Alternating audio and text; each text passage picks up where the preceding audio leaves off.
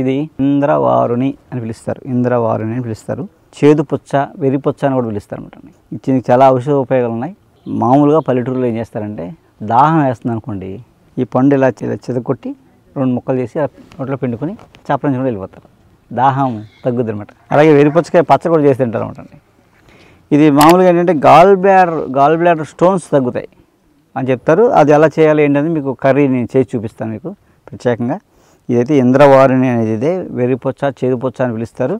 గిరిజనులు మామూలుగా వెళ్తూ ట్రైబ్స్ అందరూ కూడా పల్లెటూరులో చాలామంది ఇప్పటికీ కూడా దాహం వేస్తున్నారు అనుకోండి, కాయ 2 ముక్కలు చేసి ఆ లోపల జ్యూస్ చప్పరించుకుంటూ వెళ్ళిపోతారు అనమాట. అలాగే పచ్చడి కూడా చేసుకుంటారు. సో మనం దీని నుంచి ఆ కర్రీ ఎలా చేయాలనేది మీకు చెప్తాను ఒకసారి. ఆకుకూరలో చాలా ఉంటాయి. అందులో అది గులుగు కూర అంటారు, గులిం చెట్టు అంటారు, గులుగు కూర.